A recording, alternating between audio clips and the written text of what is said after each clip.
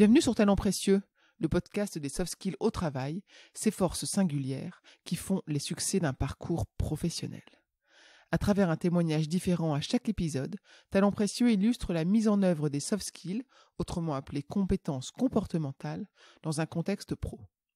Qu'ils soient entrepreneurs, dirigeants de société, médecins, enseignants, artistes, religieux, etc., nous chercherons à savoir quels sont les soft skills, tels que l'audace, l'empathie, la créativité, qui permettent aux individus de réussir dans leur environnement professionnel. Nous demanderons également à nos invités si ces compétences qu'ils décrivent sont innées ou si elles peuvent être développées, et si oui, comment. Enfin, nous partagerons des conseils pour être épanoui et performant dans son travail. Si vous aimez ce podcast, le meilleur moyen de le soutenir et de nous soutenir est de laisser un avis 5 étoiles et un commentaire sur Apple Podcast. Cela permettra à d'autres de le découvrir également. Abonnez-vous à Talents Précieux sur Apple Podcast ou sur les applis de podcast d'Android, sur Spotify, SoundCloud, Audible, Deezer, YouTube et les autres. Vous serez ainsi notifié des nouveaux épisodes. Vous trouverez les notes de cet épisode ainsi que les ressources et références sur le site humanalix.com à la rubrique podcast.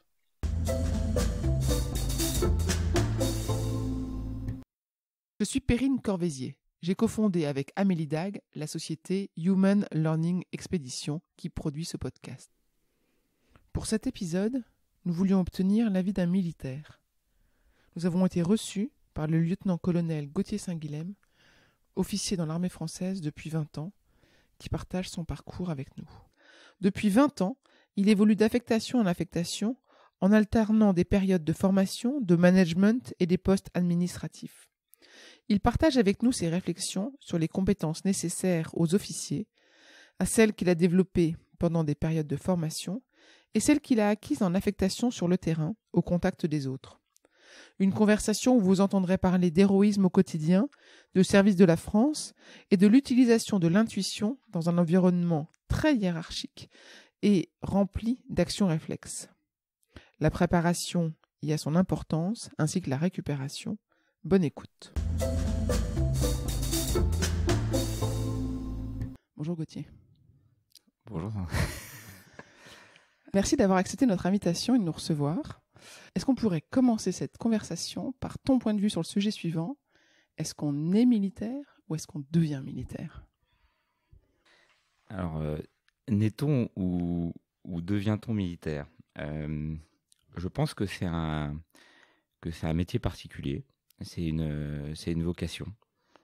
J'ai commencé à réfléchir à cette carrière militaire quand j'étais en début de lycée. Je ne suis pas d'une famille de militaires, mais voilà, on en connaît toujours à droite à gauche. Maintenant, c'est sûr que chaque officier il va vivre cette vocation de manière, je pense, différente, suivant son éducation, suivant le milieu d'où il vient. C'est un parcours qui est éminemment humain, qui est fait de rencontres, qui est fait d'expériences, d'opportunités. Bon, on va dire comme tous les parcours, mais comme là, la matière première, c'est de l'humain. Voilà, chacun va le vivre un peu différemment. Maintenant, je pense qu'il faut quand même avoir, faut avoir le goût pour un certain nombre de choses. Il faut avoir envie d'être en collectivité. Quand j'ai commencé ma carrière, je pense que ma première année de mariage, j'ai passé plus de nuits à côté de mon sous-officier adjoint que de ma femme. Donc c'est quand même particulier, sachant qu'on ne choisit pas son sous-officier adjoint. Il faut avoir envie, il faut être attiré par le côté dépassement de soi. Voilà, quand on est en opération pendant 4 mois, loin de sa famille, avec une certaine autonomie, on est fatigué, on est dans des conditions qui sont rustiques. Ajouter à ça la peur, les conflits qui sont quand même des affaires compliquées dans lesquelles il y a beaucoup de paramètres du stratégique, du géopolitique jusqu'à des problématiques très, très locales. Donc je pense que c'est une vocation. En regardant ma carrière, ça fait 20 ans, je pense que c'est à la fois une vie de combat, comme toute vie, c'est un jeu de mots le combat, parce que comme toute vie dans une carrière d'un cadre, mais c'est aussi une vie de service. Pourquoi j'emploie le mot de service ? Parce que officier, ça vient de office, et donc qui veut dire service. Et donc, qui dit chef, dit dans l'armée une autorité, et donc qui est assez marquée, et donc un service. Alors, ce service, il est à la fois le service de la France, poussé à son extrême, et puis service de ses subordonnés qui nous ont été confiés. Et c'est vrai que dans chacune des 7 opérations extérieures auxquelles j'ai participé, je pense que j'ai utilisé de manière inconsciente sans doute des qualités propres que j'avais déjà, qui étaient sans doute innées, mais que l'armée, avec les nombreuses années passées en formation, l'entraînement, que l'armée m'a aidé à développer. Voilà, c'est sans doute des qualités propres, mais qui ont été affûtées par une manière très particulière de l'armée de les développer. Voilà, tous les entraînements auxquels j'ai participé, voilà, toutes les opérations m'ont forgé et ont développé sans doute des qualités que j'avais avant, mais pas que.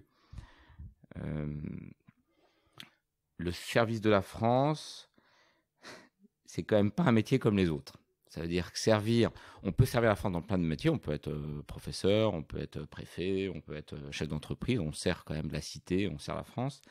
Maintenant, moi, j'ai vu en Afghanistan pendant 7 mois de présence mourir 7 soldats, dont un lieutenant, dont j'ai veillé le corps toute une nuit. C'est des choses dont on se souvient.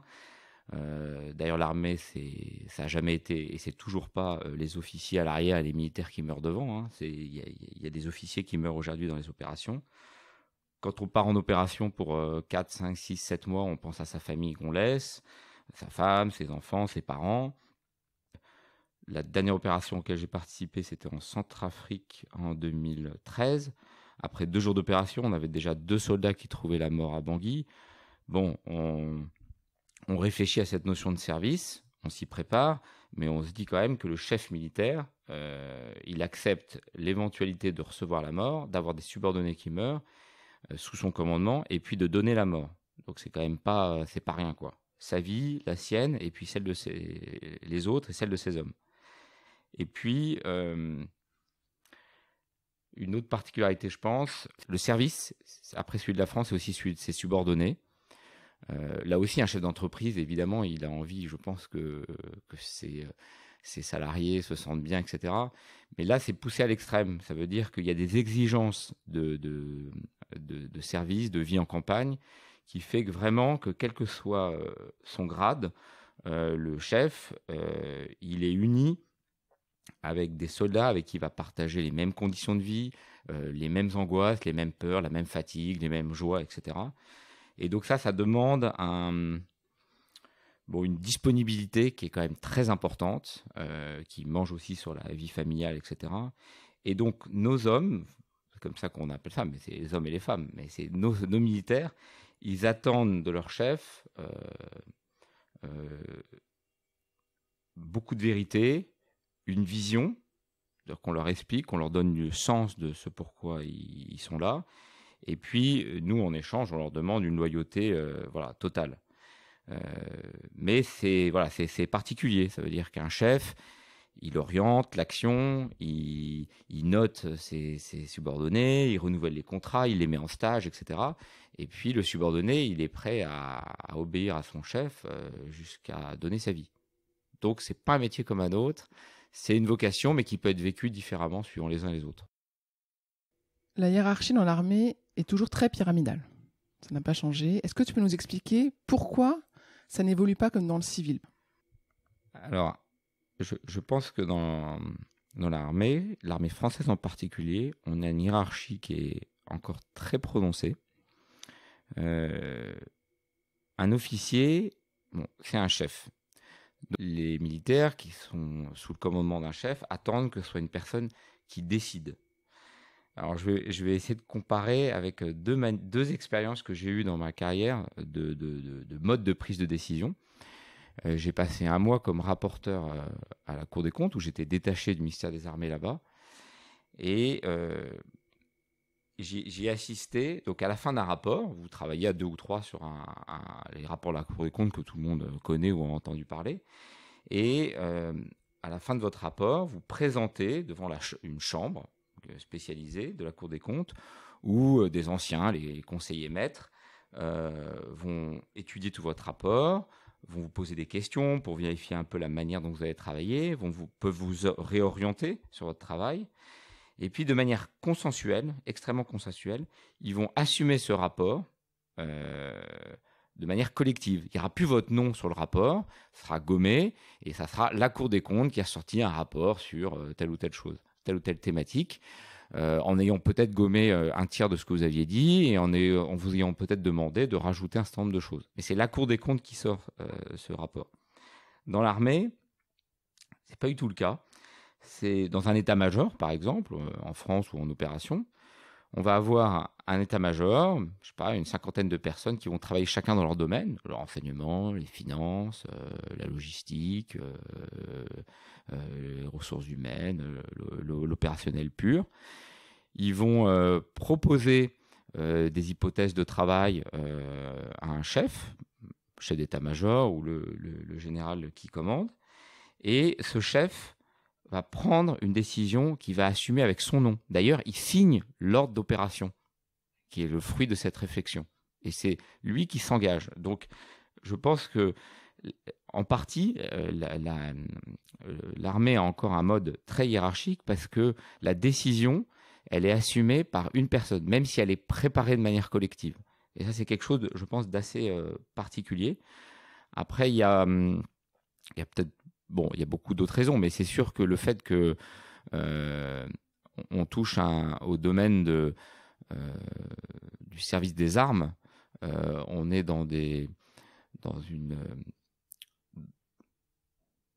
quand même dans une thématique qui est très sensible et sur lequel la violence doit toujours être contrôlée, le degré de violence doit être toujours contrôlé, surtout qu'on est souvent dans un environnement d'extrême violence non contrôlée, incontrôlée. C'est pour ça qu'on nous a envoyés quelque part. Et donc, il est important que là où plus rien n'existe, où souvent l'État n'existe plus, où nos soldats sont confrontés à des situations ultra compliquées, ils puissent voir et savoir qu'il y a un chef qui va assumer, qui va donner un sens à leur action, qui va assumer aussi des actions qui sont menées sur le terrain. Voilà, ça je pense que c'est assez important. Il y a un autre exemple qui me vient à l'esprit, le fait qu'il y a, bon, tout le monde le sait, il n'y a pas de syndicat dans l'armée française. Bon. Évidemment, le droit du travail, il s'applique comme partout. Ça veut dire qu'on a les mêmes commissions d'hygiène, de conditions de travail que dans toute entreprise, toute grande entreprise. Mais il y a aussi des manières réglementaires de représentation, d'organes de représentation qui sont assez spécifiques. Voilà. Il y a depuis quelque temps des associations professionnelles militaires, il y a un conseil supérieur de la fonction militaire, etc. Bon, pas de problème. Mais il y a des spécificités je pense qui sont intéressantes pour ceux qui connaissent pas bien le milieu militaire et qui, à mon avis, sont assez belles.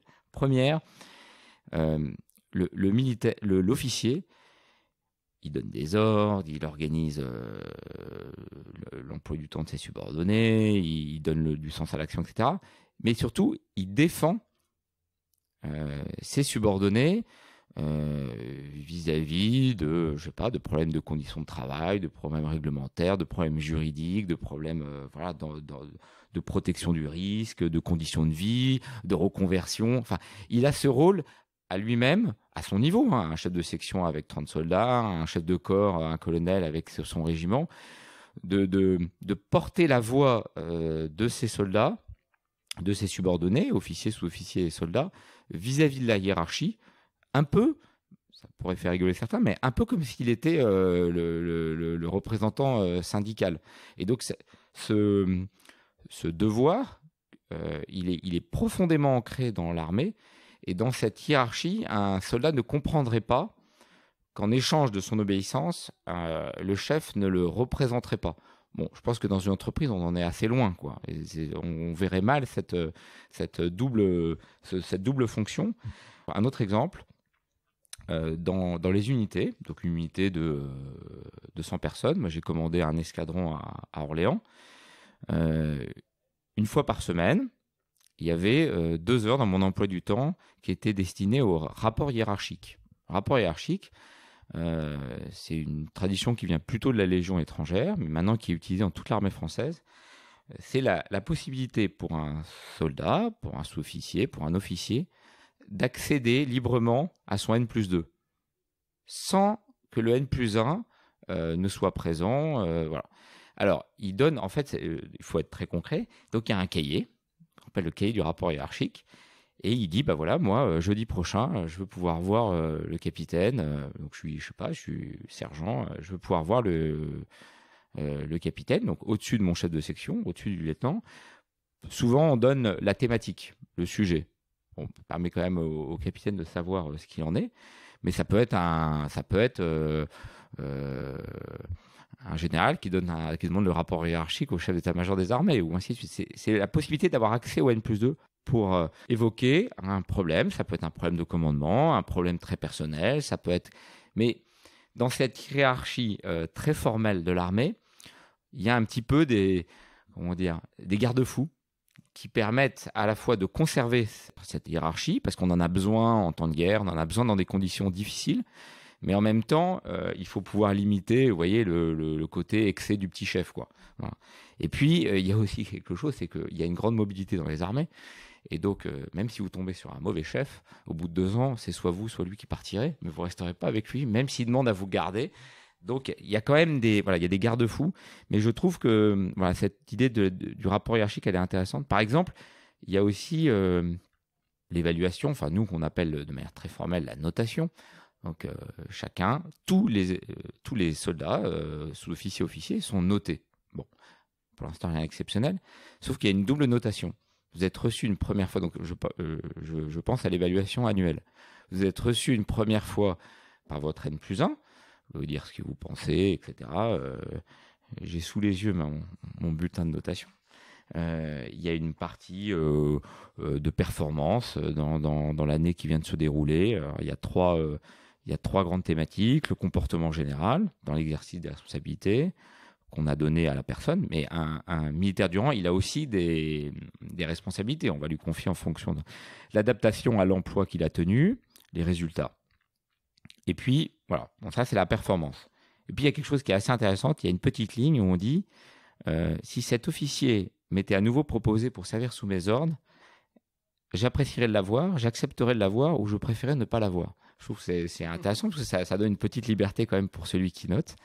Puis après, il y a un petit tableau d'aptitudes et de compétences. Alors, je vous en cite, je ne vais pas tous vous les citer, mais par exemple, dans l'aptitude...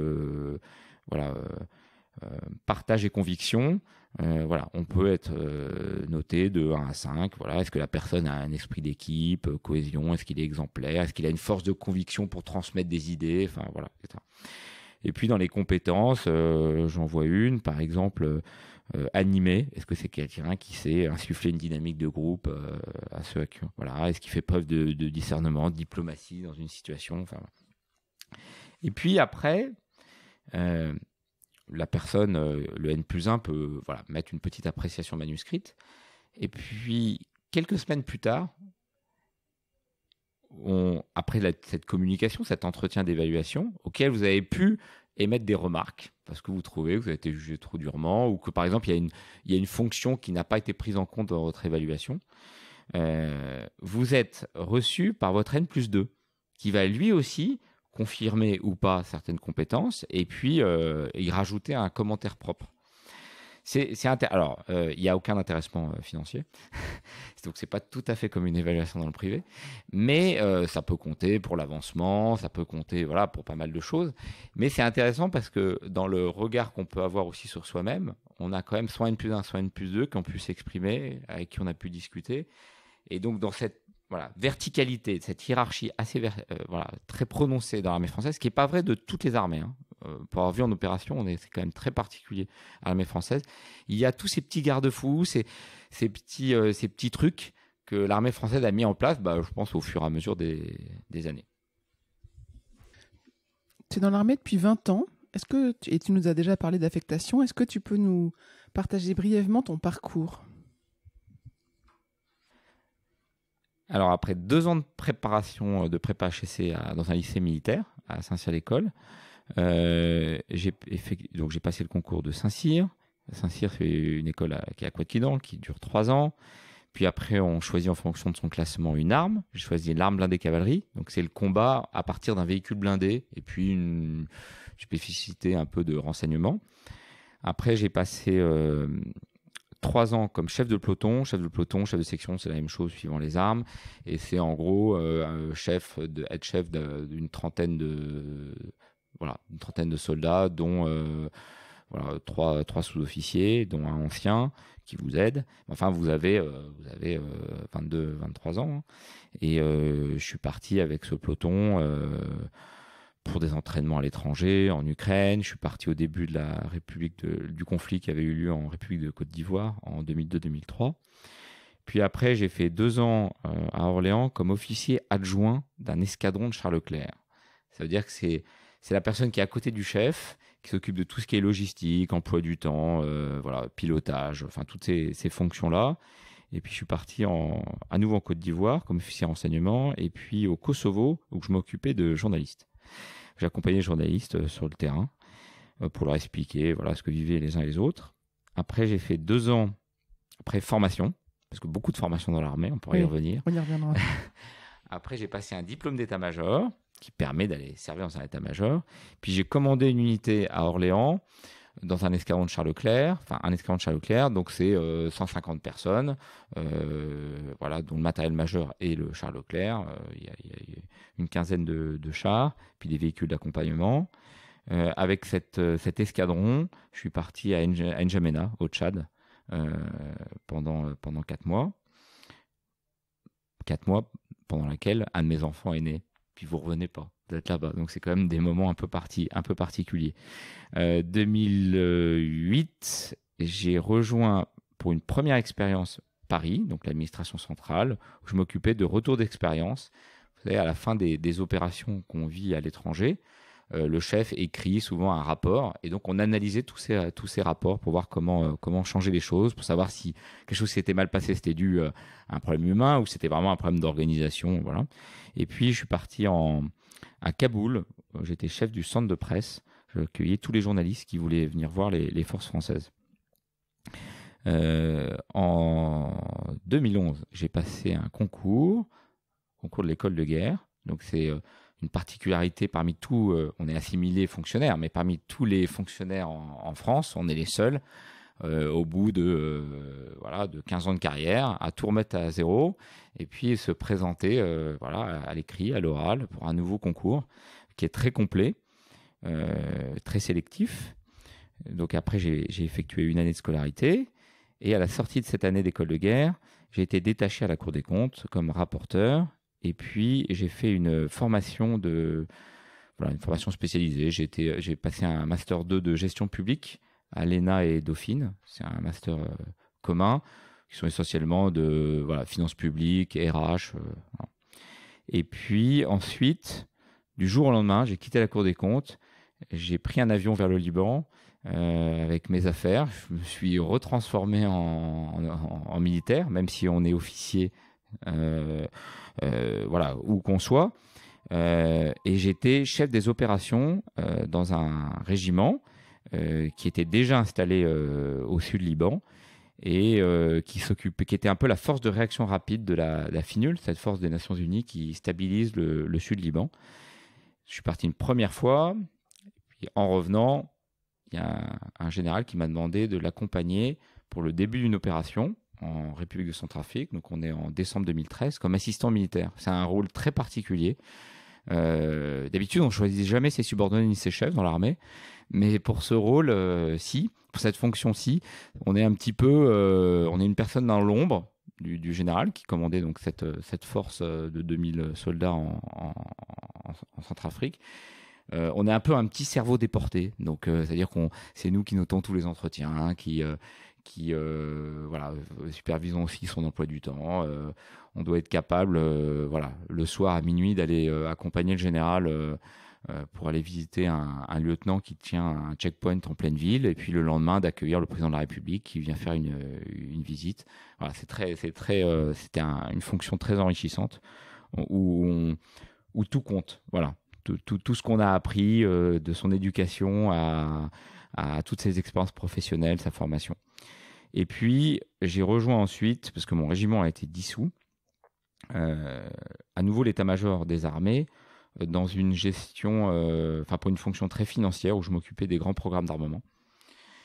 Et depuis 1 an, je suis chargé de mission dans un service du Premier ministre qui s'occupe de planification de sécurité nationale. Pour être très simple, c'est une machine à réunion interministérielle pour faire avancer des projets compliqués sur des questions de sécurité, de défense entre les ministères. Petite observation quand j'évoque cette carrière, parce que c'est rare de pouvoir comme ça revoir 20 ans en 2 minutes. Je me dis que c'est un métier où la formation tient une place très importante, plus que dans n'importe quel autre métier, mais c'est surtout un métier où on est très vite plongé avec de très grosses responsabilités. Ce qui est pas vrai d'autres métiers, ça veut dire que c'est pas progressif. On a des allers-retours de périodes de commandement où on est pleinement chef, et puis des périodes où on est plus spectateur, chargé de mission, des périodes de réflexion, des périodes de... Voilà.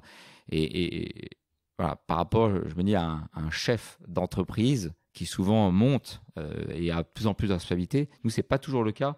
C'est-à-dire qu'un lieutenant qui commande une section, il a tout de suite beaucoup de responsabilités. Et puis après, il va avoir une période de formation, une période en état-major. Et puis à nouveau, il va avoir une responsabilité plus grande, mais peut-être 4-5 ans plus tard. Donc, c'est assez particulier. Et puis, je m'aperçois aussi que dans toutes ces fonctions que j'ai occupées, on commande un peu des héros et des voyous, quoi. Donc, ça veut dire que, en opération, je m'aperçois que j'ai la même personne que vous avez pu recruter dans une banlieue d'une grande ville française, qui est insupportable en France, qui vous pose plein de problèmes de drogue, de problèmes d'horaire, qui revient jamais à l'heure, qui est pas là pour les départs en manœuvre, etc. Où il y a des problèmes de vol, voilà. La même personne, dû à un long travail d'entraînement, de formation, etc., en opération peut devenir en quelques secondes un héros parce qu'il a eu les bons actes réflexes, parce que voilà. Et donc, c'est quelque chose de particulier. Et puis, je pense que cette mobilité, toutes ces fonctions que je vous ai énumérées, c'est des villes aussi différentes. J'ai beaucoup voyagé en France aussi, pas que à l'étranger. Puis cette alternance de postes opérationnels, de postes en état-major dans des secteurs différents, elle fait mieux connaître son pays. Ça veut dire aussi bien le pays dans le sens organisation de la prise de décision. Moi, ici, dans un service du Premier ministre, j'appréhende de manière très proche la manière dont le président de la République peut prendre des décisions en y participant à mon petit niveau. Et puis en même temps, quand on est dans un régiment, on participe aussi à la vie politique, à la vie associative locale. Et voilà, je me dis que l'officier, il est un peu celui qui le matin peut recevoir un soldat pour un problème grave de comportement, de discipline dans son bureau avec des histoires compliquées, et puis l'après-midi être confronté à une rencontre avec le président de la République où on lui a demandé lors d'une visite de venir présenter son dispositif, etc. Donc être officier, voilà, c'est tout le temps comme ça, sauter de problématiques très concrètes à tout d'un coup vous êtes confronté on vous demande de prendre de la hauteur de vue, d'essayer de comprendre le contexte, et bon, c'est ça qui est passionnant. Pourquoi est-ce qu'il y a autant de formations au cours de cette carrière, et des formations à quoi ? Alors, le métier des armes, c'est un métier où il faut maîtriser la force pour l'emporter sur la violence, et une violence quelquefois qui est extrême. Donc je pense qu'il est très facile d'y perdre son âme. Donc c'est un métier où on a besoin toute sa carrière, du caporal jusqu'au général qui commande qui est chef qui commande un état-major. on a un besoin de se former sans cesse pour avoir l'habitude déjà d'utiliser les outils qu'on a, de bien employer les gens au bon endroit suivant leurs compétences, pour pouvoir décider dans l'urgence. En fait, c'est d'avoir des bons réflexes, avoir des bons schémas. On y réfléchit beaucoup quand on est en école, évidemment, mais on y réfléchit aussi quand on est confronté à des situations, à des scénarios, par exemple, lors d'un entraînement, dans un camp. On a des camps d'entraînement dans lesquels on essaye de coller le plus possible à des scénarios extrêmes qu'on pourrait rencontrer en opération. Mais voilà, je pense qu'avant toutes ces formations qui sont souvent situées avant chaque période de commandement, et qui compte pour, je pense, quasiment un tiers de la formation d'un officier. C'est énorme, et c'est un vrai, c'est un coût, c'est un vrai effort que fait l'institution. C'est une formation qui est aussi bien une formation d'ailleurs académique qu'une formation donc académique, parce que tout simplement on a un diplôme quand on sort de ces périodes.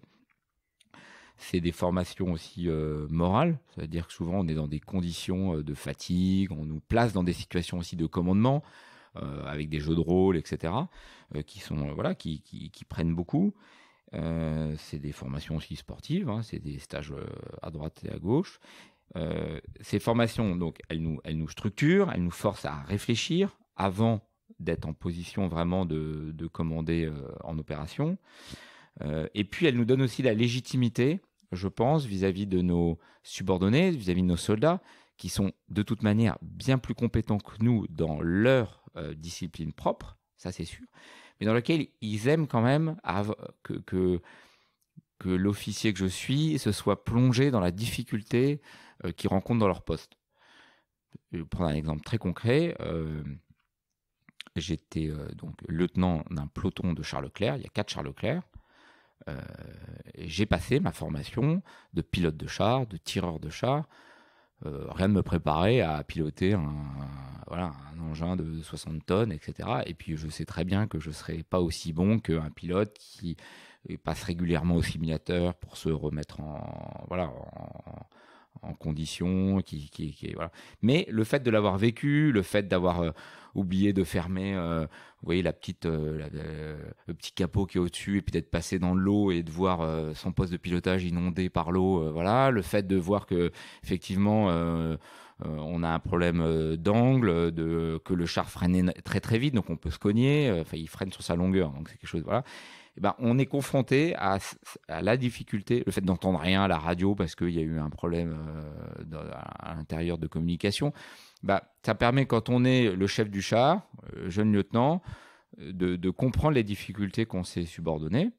Par exemple, un capitaine qui commande un escadron de chars Leclerc, il a ses 4 pelotons, et souvent il y a des exercices, soit des exercices tactiques, soit des exercices techniques, c'est-à-dire de tir pur.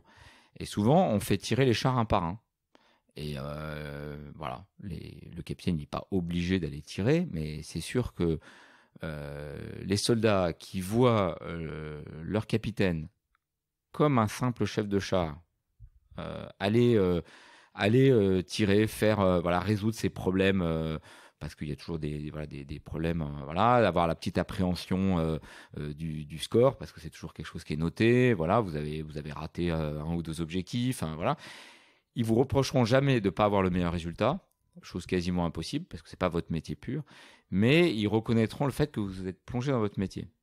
Et ça, je pense que c'est capital. Et comme les technologies se développent très vite, comme nos conflits changent de nature, qu'on a de plus en plus aussi de domaines à gérer. Quand j'ai commencé ma carrière, on ne guidait pas des avions, on n'avait pas de drone, on n'avait pas toutes ces choses-là. Et cette formation, elle permet d'être toujours au niveau technique, et puis d'être remis aussi au niveau RH, au niveau tactique, en langue, d'être toujours au meilleur niveau possible pour mieux commander la meilleure manière nos soldats en opération. J'imagine que les missions sur le terrain sont également des sources d'apprentissage. Alors, je vais peut-être surprendre, mais je pense que c'est les mêmes compétences que je développe en opération et en France. Maintenant, elles sont développées de manière accélérée, extrême, parce qu'on est dans des conditions extrêmes.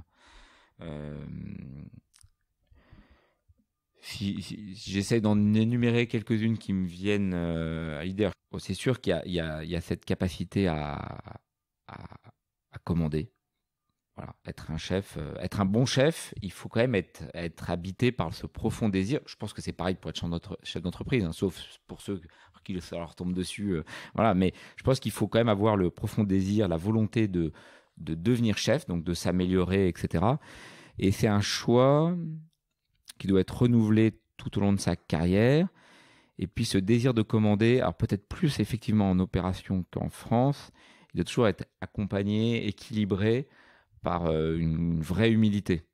Pas d'une humilité de façade, etc. C'est-à-dire que le chef a besoin, tout seul et de manière collective, de se remettre en question pour être sûr qu'il prend la bonne décision. Il est aidé, hein, mais c'est quand même lui qui va l'assumer tout seul. Je pense qu'il faut avoir du caractère, voilà, dans la fatigue, dans le danger, le stress, etc. Le chef doit faire preuve faire preuve de caractère. Ça se développe, on l'apprend quand même aussi à construire ce caractère. Et je vais prendre 2 exemples.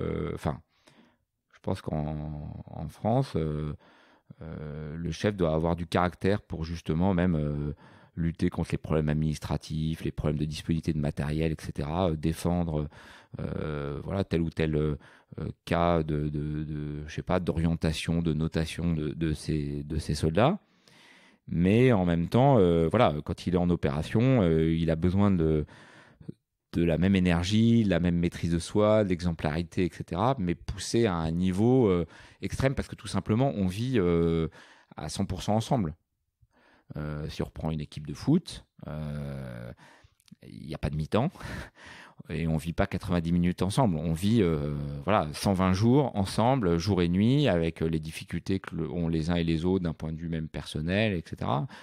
Donc voilà, ça demande d'avoir beaucoup de caractère, ça demande peut-être qu'il y a une qualité aussi de travail d'équipe. Bon, c'est toujours plus facile de travailler en équipe quand c'est 10 heures dans la journée en France que quand c'est en opération 24 heures sur 24, parce qu'on est des hommes, et puis voilà. Donc, c'est reconnaître quand même que le groupe se doit d'être plus fort que chaque individualité. C'est-à-dire que ce qui n'est pas forcément toujours évident quand on travaille dans un bureau, parce qu'on passe aussi par des phases de travail en bureau, où quelquefois on sent bien que la force de quelqu'un qui sait très bien travailler, de manière très concentrée, qui a une grosse capacité de travail individuel, peut quelquefois compenser un travail d'équipe un peu déficient. Ça se voit partout, et puis bon, voilà. Mais je pense qu'en opération, on ne peut pas. Donc c'est pour ça aussi qu'on apprend à développer toutes ces cohésions, cet esprit d'équipage, de corps, cette fraternité d'armes. C'est qu'en opération, le succès, il ne peut pas être individuel. Parce que voilà, l'équipe doit marcher avec des gens plus ou moins bons, plus ou moins dans le temps, qui ne sont pas toujours à 100%. Et je rajouterai quelque chose. Alors ça, je ne connais pas la vie en entreprise, mais je ne sais pas. Mais c'est que un bon chef doit avoir de l'humour. Voilà. L'humour, je pense, dans l'armée, c'est un peu la défense immunitaire. Enfin, c'est un peu fait partie un peu des défenses immunitaires contre la bêtise. Et quand on est en collectivité pendant très longtemps, on a besoin un peu de ces défenses immunitaires. Et puis, ça donne surtout une bonne distance par rapport aux événements de la vie quotidienne. Voilà. Le fait qu'on a un métier qui est très prenant, ou qui n'est pas très très bien rémunéré. Enfin, je pense que c'est pas un métier qu'on fait pour gagner de l'argent. Mais quand on est en opération, voilà, l'humour, ça permet de prendre de la distance par rapport à ce qu'on vit, surtout quand on a vécu des choses très difficiles. Voilà. C'est aussi c'est un de mes sous-officiers qui m'avait dit ça. Il savait pas s'il était agacé ou s'il avait envie que ça continue comme ça, mais il disait je m'aperçois que tous mes jeunes lieutenants, c'est un peu des gens qui voient toujours le verre à moitié plein, quoi. Donc c'est quand même, on demande quand même d'avoir un bon esprit, d'être quelqu'un qui est optimiste. Et puis, vous voyez, par exemple, quelque chose qui est à la fois utile en France, en temps de paix, à l'entraînement, mais qui est poussé à l'extrême en opération, c'est le courage. Voilà. Et il est peut-être plus facile d'avoir du courage en opération qu'en France. Ça veut dire que je pense qu'on est tellement préparé à ces instants décisifs qu'on va vivre en opération que le courage peut être assez naturel si on est bien entraîné. Alors, et si l'équipe est bien fondée, voilà, si on sait qu'on va pouvoir avoir une équipe derrière soi qui nous connaît bien, où chacun a ses qualités, etc. Avoir du courage en France, c'est pendant une période d'évaluation, savoir dire à tel ou tel de ses subordonnés qu'il ne convient pas sur tel poste, qu'il faut qu'il se réoriente, qu'il faut... Bon, et ça, c'est commun, je pense, avec une vie en entreprise, hein, mais je pense que tous les chefs tous les cadres n'ont pas forcément ce courage, il faut savoir le dire, mais je pense que c'est important. Et puis, voilà, le goût de l'effort. Alors, le goût de l'effort, on l'a, c'est sûr, on le travaille beaucoup en France, et il est surtout une fin de pouvoir tout simplement tenir en opération, parce qu'on est toujours dans des conditions extrêmes, où souvent il fait très chaud, où la vie est rustique, et il faut pouvoir porter son sac voilà, de plusieurs kilos, il faut savoir porter son arme, son gilet pare-balles, même quand on est un officier en état-major. C'est-à-dire tout le monde est est au même degré par rapport à ces conditions. Peut-être aussi, plus encore que dans un autre métier, il y a un énorme travail personnel à faire qui peut donner l'impression de ne pas être un travail utilitariste. On aime bien, quitte à faire des heures sup, j'allais dire, travailler sur quelque chose qui va être visible, qui va être voilà, tout de suite. Bon, je pense que l'officier, pour pouvoir bien discerner en opération, pour prendre les bonnes décisions, il a besoin d'ancrer sa réflexion dans du travail, de la lecture par exemple, des réflexions, de la culture générale, qui va enrichir tout au long de sa vie. Et donc, pour pouvoir décider dans l'instant, dans l'urgence d'une opération, pouvoir être absorbeur de stress, pour pouvoir diffuser un peu cette sérénité vis-à-vis de ses subordonnés, et là aussi, hein, quel que soit son grade, voilà, le chef, il a besoin de s'être éduqué tout seul par les lectures, par toute cette culture générale, par des références, voilà. Et ça, je pense que c'est assez intéressant. C'est peut-être même... moi, j'étais pas un passionné de lecture historique, j'ai pas lu beaucoup plus... Enfin, j'en ai lu, hein, comme un adolescent, voilà. Mais je me suis aperçu, en arrivant, par exemple, en opération, je pense au Tchad, où la présence... à l'époque du commandant de Haute-Loc, donc celui qu'on connaît comme étant le maréchal Leclerc, elle est présente partout. Il y a encore, avant Koufra, il a été dans un certain nombre il était, je crois, il a été chef militaire, enfin en tout cas au Tchad, c'est là où il est devenu colonel, c'est là où De Gaulle l'avait mis. Donc il a été à N'Djamena, qui s'appelait pas N'Djamena à l'époque, il a été à Béché, dans pas mal d'endroits, et on voit encore sur des murs des peintures qui ont été dessinées par ces soldats, donc qui n'avaient pas encore prononcé le serment de Koufra, hein, et qui rêvaient déjà à ce retour pour libérer le territoire métropolitain. Et du coup, forcément, on se plonge parce qu'on se plonge dans les carrières de ces soldats, de ces héros, et on voit en fait qu'ils ont été aussi des chefs comme nous, quoi. Ça veut dire qu'ils ont été dans une promo, ils ont dû bien s'entendre avec certains, pas avec d'autres. Haute-Loc, sa première affectation, il est lieutenant au 5e régiment de cuirassés à Trèbes, dans un régiment qui est en Allemagne. Et puis après, il a des affectations comme celles qu'on a actuellement. Voilà, il commande un escadron, il fait des passages en état-major. Enfin, donc c'est très.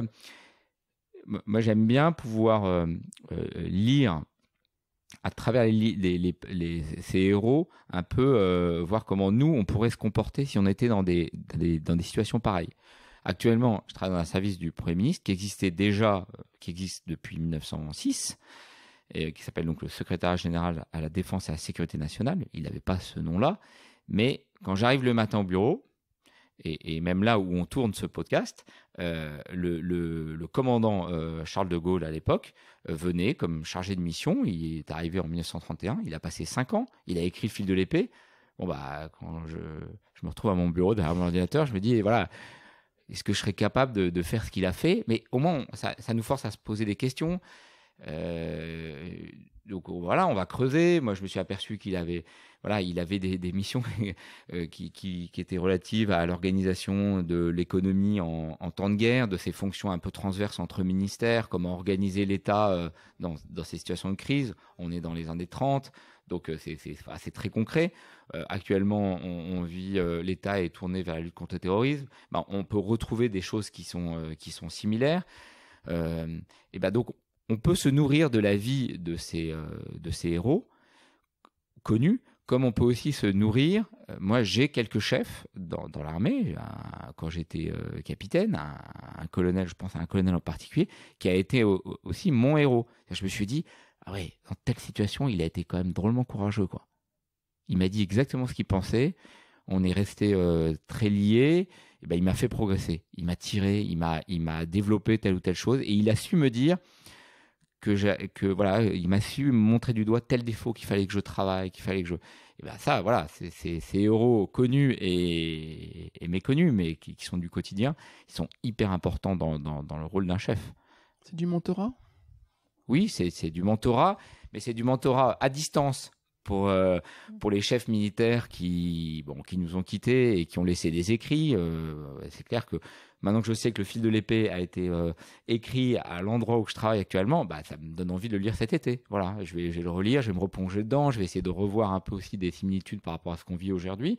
Et puis, voilà, le chef qu'on a eu au début de sa carrière, qui vous a beaucoup marqué, avec des choses bien et pas bien, peu importe, mais qui vous a beaucoup marqué, qui a été un vrai chef, bon, bah voilà, il vous aide, vous, quand vous êtes aussi en situation de commandement. Est-ce que tu pourrais nous illustrer un peu ces mises en situation de tes compétences sur des affectations que tu as eues? Alors, toutes les compétences qu'on a vues qui fait que voilà, un officier, c'est pas un chef d'entreprise comme un autre ou un cadre comme un autre. Sans évidemment remettre en cause toutes les compétences aussi qu'un chef d'entreprise doit développer, et puis il y en a qui sont communes. Si je cherche un peu voilà, je ne sais pas si on appellerait ça des succès professionnels dans l'armée, mais disons des réussites, et ben la première qui me vient à l'esprit, c'est mon premier pilote de Charles Leclerc. Donc un soldat qui était à qui j'avais beaucoup de mal. Il avait beaucoup de mal à apprendre son métier de pilote, il avait beaucoup de mal à se dépasser physiquement, parce que il n'était pas forcément dans les meilleures conditions, il avait des problèmes familiales, mais c'était quelqu'un avec qui j'étais très attaché, parce qu'on passait énormément de temps ensemble, parce que le pilote du char, dans lequel le lieutenant est à la fois chef du peloton et chef de char, il est important. Il y a une grande connivence qui s'établit. Et puis, je voyais que c'était quelqu'un qui pouvait s'accrocher. Il avait il avait un potentiel, je le sentais. Moi, j'avais zéro expérience de management, à part mes 3 années de formation à Saint-Cyr et mon année d'école d'application. Et puis, on a beaucoup travaillé. On a travaillé avec les sous-officiers qui m'ont aidé. On sentait qu'il fallait qu'il renouvelle son contrat, qu'il fallait qu'il continue, et que s'il partait de l'armée, il serait sans doute tiré vers le bas par un certain environnement familial. Et donc, on a vraiment travaillé. J'ai appris plus tard que ça avait marché, qu'il était devenu un soldat hors pair, à tel point, c'est ça qui m'a révélé, et je me suis dit, mais c'est incroyable, c'est qu'il a sauvé la vie d'un général français en Afghanistan. Le seul général français d'ailleurs qui est tombé dans une embuscade, dont un des véhicules de son convoi a sauté sur une mine. Et il a eu le bon réflexe. Il conduisait pourtant un véhicule blindé mais de type plutôt civil en Afghanistan. Et il a eu le réflexe de sa formation de chef de char. Il a su exactement ce qu'il fallait faire. Ça aurait pu ne pas être ça, hein, mais en fait, il a reculé, il a pris un autre itinéraire, mais de manière hyper spontanée. Et à quelques secondes près, en fait, il a sauvé la vie de ce général. Et voilà, je me dis, les différents chefs qui l'ont eu l'ont instruit, l'ont éduqué, l'ont entraîné. Et c'est devenu quelqu'un d'extraordinaire, qui est conducteur d'un préfet aujourd'hui, et donc qui est civil, qui a basculé dans la vie. Et je me dis, voilà, c'est une belle réussite. Je pense que c'est ma plus belle réussite professionnelle, à mon niveau. Mais après, je pense à une autre, ma première opération extérieure en Côte d'Ivoire. On est en janvier 2003. Et en Côte d'Ivoire, il y avait une ligne de cessez-le-feu, et qui après est devenue une zone de confiance, d'ailleurs démilitarisée. Et j'étais le seul élément blindé qui avait été dépêché dans un régiment d'infanterie, donc avec mes 30 soldats, à l'endroit qui était jugé le plus sensible.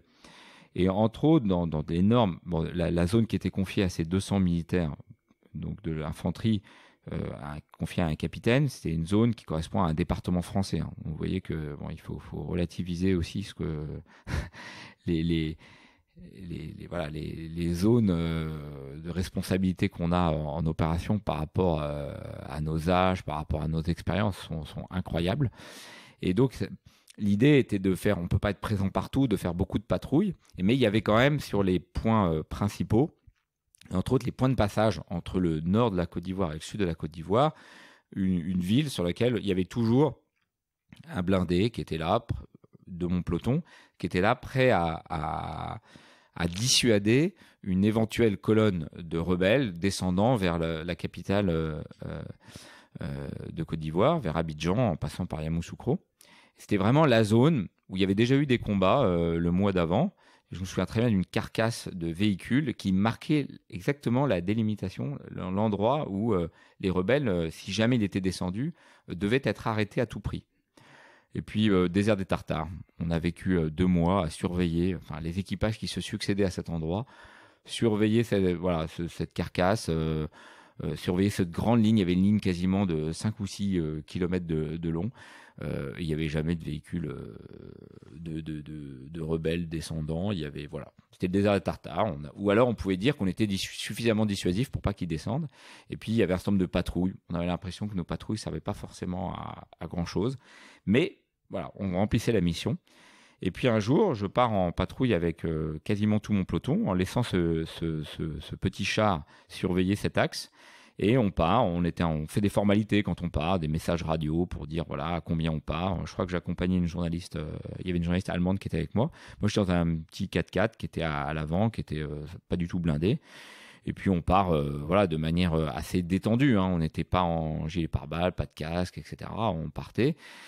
Et puis, de manière assez machinale, assez habituelle. Et puis, arrivé tout d'un coup à 200 mètres de cette carcasse qui faisait la délimitation entre la zone nord et la zone sud, en fait, il y avait peut-être 40 rebelles qui étaient dessus, et il y avait une colonne de véhicules en tout genre, 4x4 Toyota, etc., avec des armes partout, qui étaient là et qui avaient surgi honnêtement de nulle part. On ne les avait pas vus venir. Alors, est-ce que c'était la torpeur d'un début d'après-midi sous le soleil qui faisait que on s'était un peu assoupi, je ne sais pas. Mais en tout cas, tout d'un coup, on était là face à eux. Et en quelques secondes, c'est même pas des minutes, il faut se dire, comment je dois réagir ? Et en fait, après coup, là, en vous en parlant, je m'aperçois que ça a été une succession d'actes réflexes. Je me suis dit, première chose, tu représentes l'armée française dans une zone où c'est toi qui as la légitimité et qui doit faire en sorte que ces rebelles ne passent pas. Donc, il était hors de question de faire demi-tour. Hors de question on pouvait pas. Donc, j'ai juste pris la radio, j'ai donné l'alerte, et puis je suis descendu avec un soldat pour aller à pied au devant de ces rebelles, laissant le reste de ma section faire ce qu'il devait faire. Et en fait, en marchant, j'étais en train de réfléchir à tout ce que j'allais devoir faire, même pas ce que j'allais lui dire à ce chef rebelle qui était là à la tête de ces soldats. J'étais en train de me dire, là en ce moment, je pense que mon conducteur doit être en train de faire demi-tour avec le véhicule pour être prêt à repartir. Je pense que mon sous-officier adjoint qui a dû être alerté doit être en train de rendre compte au niveau du général qui commandait la force à Abidjan. Donc Paris, ça se trouve, dans 2-3 minutes, va être au courant. Je pense que mes soldats doivent être en train de prendre des dispositifs de combat. Ils doivent être en train de revêtir leur casque, leur gilet pare-balles.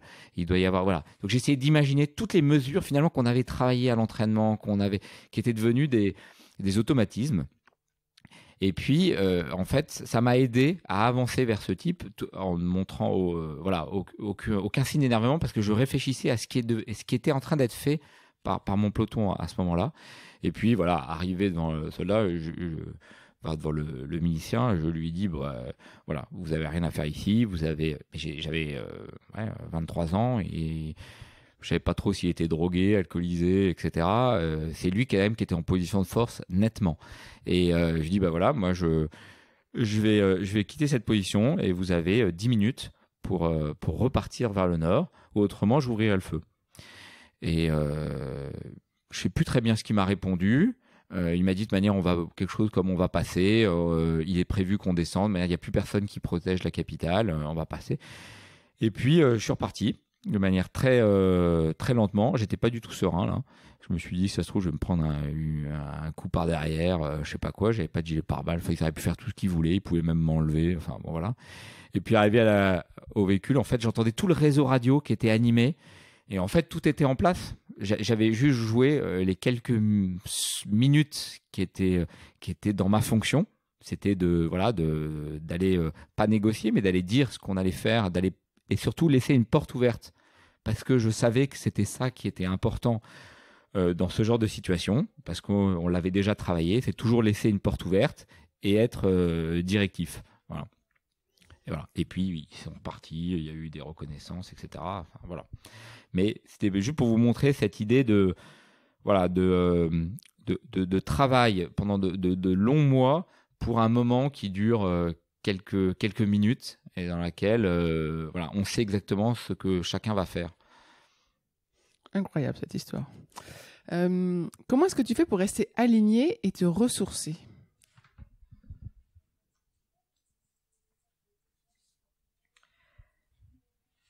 Alors, c'est pas un métier comme les autres, donc on peut pas se ressourcer comme les autres.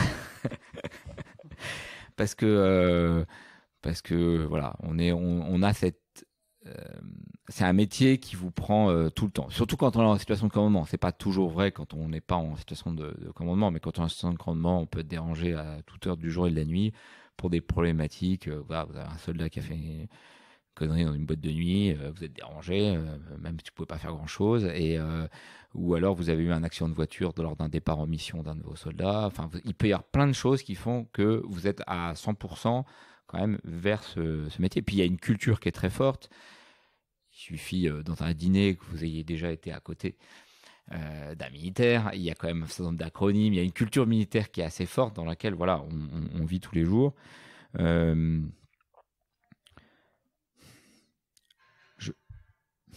C'est difficile comme question. Je pense qu'on a... Alors, le premier ressourcement, tous les jours, c'est quand même un métier où on essaye de faire beaucoup de sport. Donc, ce sport, il sert aussi bien à la condition physique, mais il sert aussi à créer une cohésion, à un peu à s'évader. Et même quand on est en opération, quand les conditions de sécurité ne sont pas suffisantes pour pouvoir aller courir en dehors d'un camp, etc., il y a des salles de sport qui sont mises en place. Enfin, on essaye toujours d'avoir cette culture de la condition physique, pas pour être des Superman, mais vraiment pour être bien dans sa tête et être capable de... je pense que la lecture permet aussi de donner un sens à notre métier. Voilà, ça, je pense que c'est important. Et puis d'avoir un environnement familial le plus équilibré possible. Ce qui veut dire aussi que la condition des familles en fait est importante parce que c'est un métier où quand la femme ou le mari d'un militaire qui est parti en opération, voilà, au moment de Noël, voilà, et ben voilà, quand la famille ne va pas bien, le soldat va en souffrir, vice-versa, que le fait d'avoir vécu aussi la mort au combat ou dans un accident de tel ou tel fait qu'on est obligé d'avoir des liens très très forts entre des personnes qui ne se sont pas du tout choisies pour le coup. Ça veut dire que voilà, la mère d'un soldat, la petite amie d'un jeune soldat, l'épouse, les enfants d'un soldat n'ont pas choisi le métier du militaire, et donc elles le subissent. Et donc il faut arriver à ce que voilà, il y a un équilibre entre toutes ces composantes. Et voilà, c'est pas facile. Et il faut y avoir pensé dès qu'on commence sa carrière militaire, sachant en plus que les situations familiales changent au fur et à mesure de la vie militaire. Maintenant, la grande différence avec, je sais pas, un chef d'entreprise, ça va surtout être cette possibilité qui est dans l'environnement proche, quelqu'un qui soit tué ou qui soit lourdement handicapé dans le cadre de son métier. C'est ça parce que finalement, voilà, un chef d'entreprise, il est aussi pris à 100%, même pendant ces périodes, enfin voilà, même d'un point de vue financier, d'un point de vue voilà. Mais je pense un militaire a toujours cette idée que quelqu'un de proche peut ne pas revenir d'une opération, et donc ça conditionne quand même la manière dont on prépare aussi nos familles au sens très large à ces départs en mission. C'est-à-dire qu'on essaye de mettre de plus en plus de moyens de communication, mais aussi de limiter certaines formes de communication. C'est-à-dire qu'un soldat qui est en opération ne va pas pouvoir dire exactement tout ce qu'il vit, mais il faut quand même que la France lui mette à disposition un réseau Internet qui lui permet de communiquer dans les pour qu'il puisse participer aux grands événements familiaux qui sont vécus en France. Je suis très impressionné. À la Première Guerre mondiale, j'ai vu que en lisant des lettres d'un arrière-grand-père qui est mort sur le chemin des Dames, sa dernière lettre, elle a mis 36 heures pour aller du chemin des Dames à Pau. Incroyable. C'est quand même incroyable. Alors qu'aujourd'hui, quand en Côte d'Ivoire, j'écrivais à mon épouse en 2002, mettait à peu près 3 semaines. Donc, je ne pointe pas du doigt particulièrement la Poste, mais je me dis qu'il y avait eu un réel effort qui avait été demandé à l'époque, parce que ça compte énormément pour le moral, tout simplement. Et voilà, c'est important. Tu as parlé tout à l'heure de retour d'expérience en rentrant de mission, et puis tu m'avais déjà parlé des SAS par lesquels vous passez éventuellement en fin d'affectation. Est-ce que là, c'est des zones pour s'aligner, se ressourcer justement? Alors, les SAS de décompression sont des SAS qui ont été mis en place à partir, je crois, de 2008 pour les soldats qui revenaient d'Afghanistan. L'idée était de faire un petit peu, de permettre aux soldats de se reposer, de se réacclimater, et puis de voir de pouvoir exprimer aussi des choses un peu difficiles qu'il avait vécues, de se retrouver, lui et puis l'équipe avec laquelle il était, avant d'arriver en famille, pour pas importer les problèmes qu'il avait eus de plusieurs ordres directement en famille, dont les familles n'avaient pas toujours vécu ça de manière aussi précise. Moi, je l'ai vécu en Afghanistan, autour d'Afghanistan. Je peux témoigner que personne n'avait vraiment envie de s'arrêter 3 jours à Chypre. Quand on prend l'avion et qu'on part d'opération, souvent d'ailleurs on est très fatigué parce que les derniers jours avant des relèves sont des moments où on transmet la mission qu'on avait en compte pendant 4, 5, 6, 7 mois à une autre unité. Et donc, les phases de consigne sont extrêmement éprouvantes parce qu'il faut continuer à remplir la mission. Et puis, la menace est exactement la même. Et donc, tout le monde a envie d'être chez soi le plus rapidement possible. Et donc, on avait imaginé donc, ce SAS. Finalement, moi, je l'ai très bien vécu. Je n'avais pas particulièrement plus envie d'y aller. Mais je me suis aperçu, mon épouse m'a dit en rentrant que j'avais plus parler du SAS que de l'Afghanistan, ce qui est plutôt mieux pour l'environnement, pour les enfants. J'avais parlé du fait qu'on avait été reçus dans un très bel hôtel. c'est aussi une manière de manifester pour la France la reconnaissance à ces soldats. Il y avait eu des phases de débriefing avec des psys. Je ne serais pas allé voir un psy directement en rentrant. Voilà, il y avait des activités sportives, il y avait du repos. Enfin voilà, donc on rentrait quand même dans des meilleures conditions. Malheureusement, ça coûte assez cher, donc ça n'a pas toujours été mis en place pour d'autres opérations qui auraient pu aussi voilà, le mériter. Mais si c'est pas mis en place, c'est sûr qu'il faut trouver un moyen un peu de remise en condition physique et morale avant de retrouver les siens. Voilà, c'est une phase qui est compliquée, surtout que ça soit une femme militaire ou un homme militaire, cette personne a besoin de retrouver sa place dans son environnement familial. Et voilà, c'est pas facile parce que le conjoint a assumé la totalité des responsabilités familiales. Et donc voilà, c'est une harmonie à retrouver qui prend du temps. Tu nous as dit que tu étais détaché au service du Premier ministre en ce moment, donc un rôle plutôt civil. Tu nous reçois en civil d'ailleurs. Est-ce que tu peux nous en dire plus sur ton rôle et tes responsabilités actuelles ? Donc je travaille au secrétariat général de la Défense et de la Sécurité nationale, qui est un service du Premier ministre, qui est en charge de toutes les questions transverses à tous les ministères, d'ailleurs même en charge à tout l'État, sur les problématiques de défense et de sécurité. Je suis chargé de mission. Je ne vous parlerai pas du fond de mon travail, qui pour le coup est assez confidentiel. Mais ce qui est intéressant dans cette fonction, déjà, je suis détaché de l'armée, prêté entre guillemets par l'armée dans ce service. J'y suis prêté pour une faculté, je pense, qu'ont les militaires, d'essayer d'anticiper les crises qui peuvent arriver, d'anticiper l'organisation de l'État pour répondre à ces crises. Donc, bon voilà, j'ai eu la responsabilité d'un groupe de travail que j'ai moi-même constitué avec d'ailleurs des gens du privé, des universitaires, des gens de tous les ministères, voilà, qui se réunissaient quasiment voilà, de manière bimensuelle. Et j'avais la totale liberté d'organiser mon travail comme je le voulais, de le faire valider par des comités de pilotage, de direction, etc. Enfin, j'en ai fait moi-même la gouvernance, donc sous la conduite du cabinet du Premier ministre. Ce qui est intéressant, c'est que c'est ce service dans lequel je travaille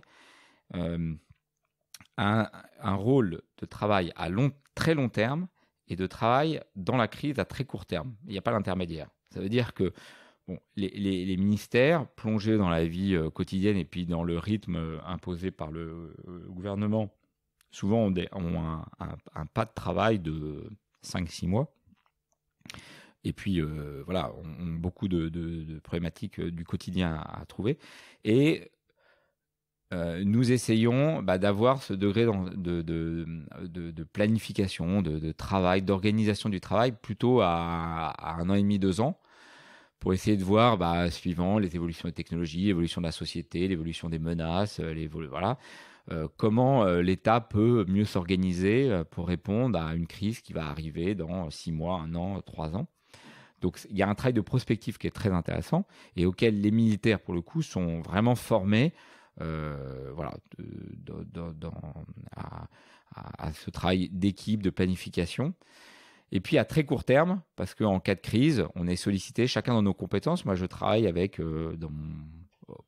à mes côtés, j'ai un médecin, un lieutenant-colonel de la brigade de sapeurs-pompiers de Paris, des spécialistes d'explosifs, des ingénieurs, des préfets, enfin voilà. Il y a à peu près tous les corps de métier de l'État qui sont représentés.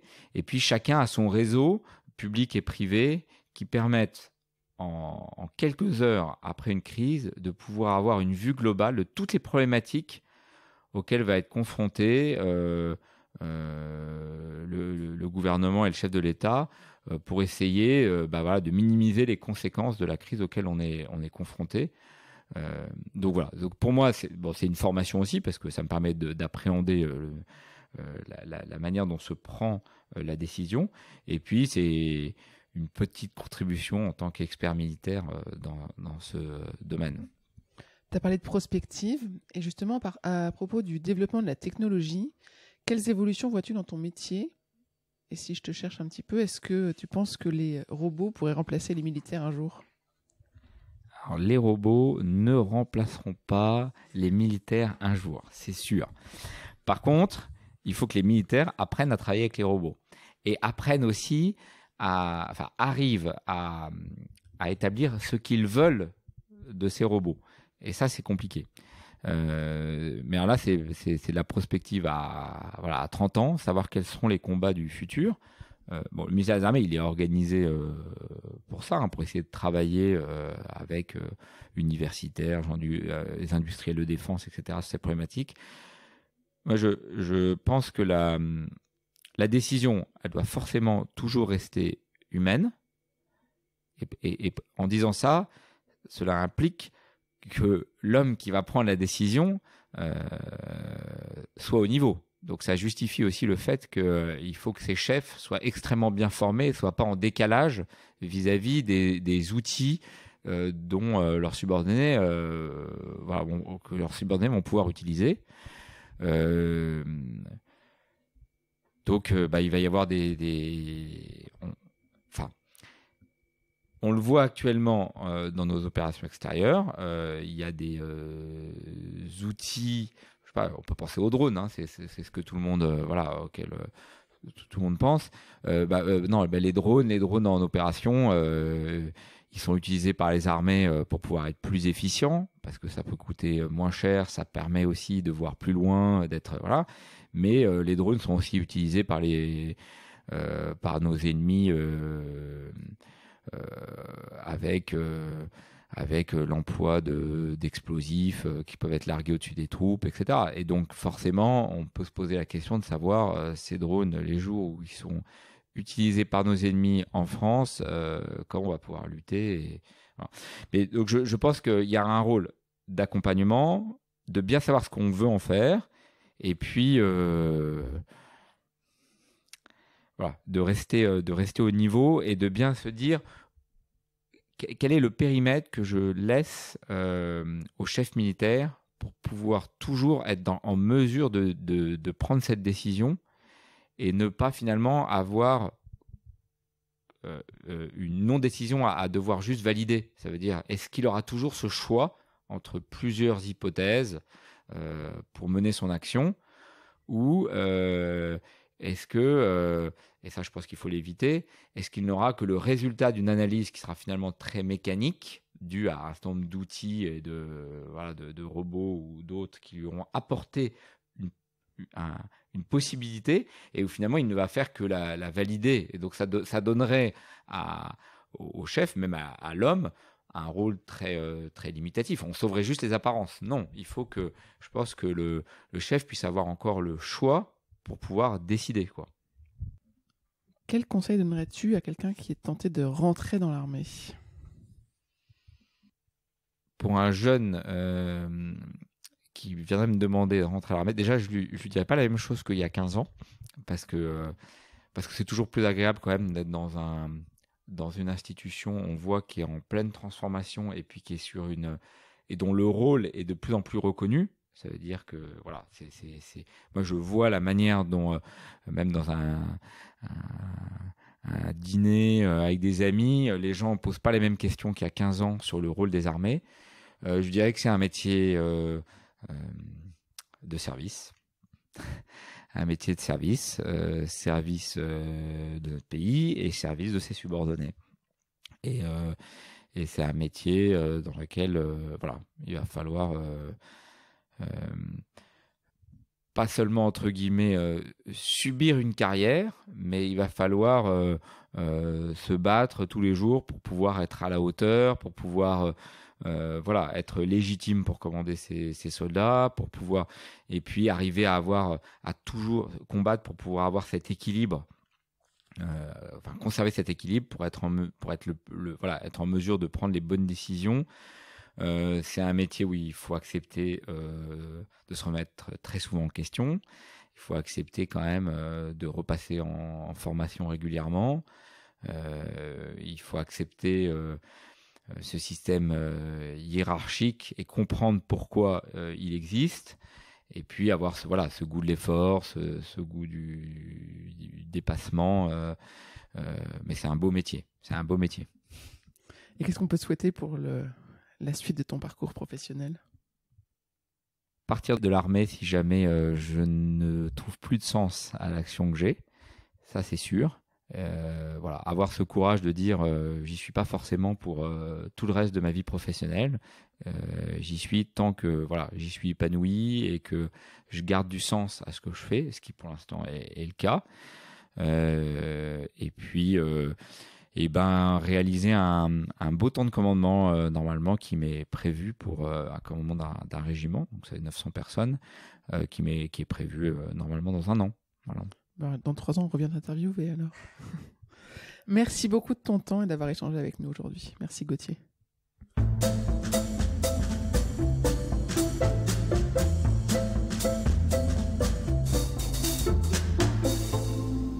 J'espère que vous avez apprécié ce podcast autant que nous avons aimé le préparer et l'enregistrer.